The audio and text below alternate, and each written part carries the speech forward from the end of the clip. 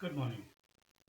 We'll have a series of lectures on aviation, best practices, what to do, what not to do, how to make career, how to make resume, how to build, how to grow in aviation, and cross utilization of aviation staff.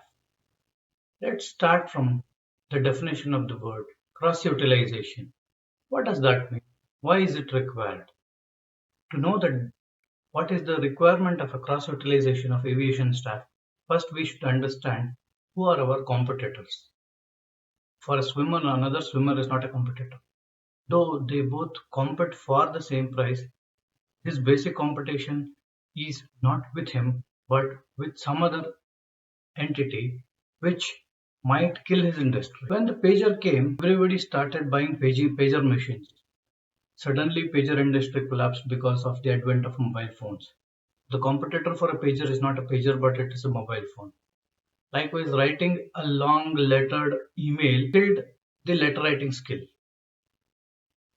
The WhatsApp killed SMS, and scanners killed Xerox machines, and soft copies killed hard copies, then WhatsApp killed English language. So basically, the competition can come from a different entity altogether, which we never imagine as a competitor. So now, why this concept has been brought into the field of aviation now? What do I mean when I say that cross-utilization is the scope for the future in aviation? Let's first understand it's a shrinking world.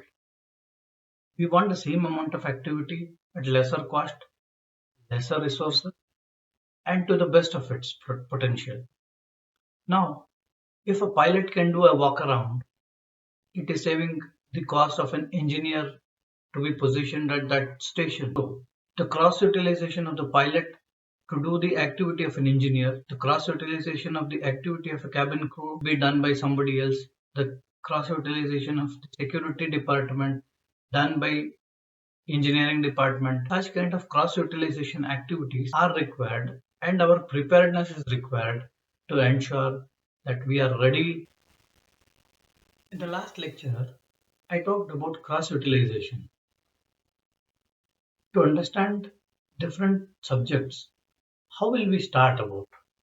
What is the starting point and how deep dive we should go? To understand, let's first go to the basics. Can I have an airline? Can I build my own airplane? Can I fly? Can I carry passengers? Can I make revenue?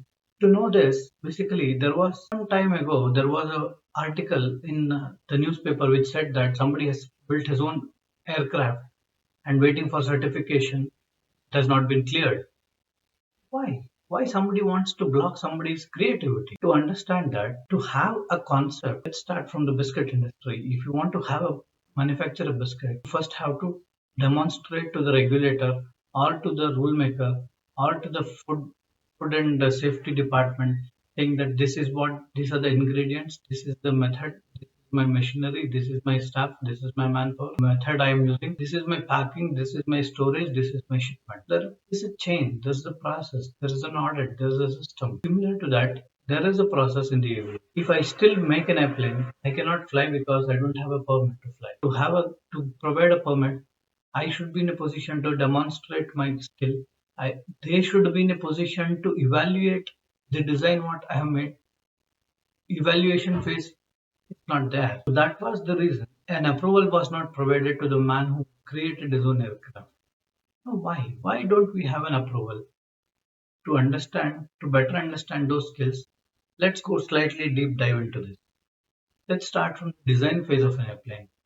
To have a design, there has to be a concept. To have a concept, there has to be a draft, there has to be a drawing, there has to be a skill, there has to be resources to test equal amount or more so the resources required.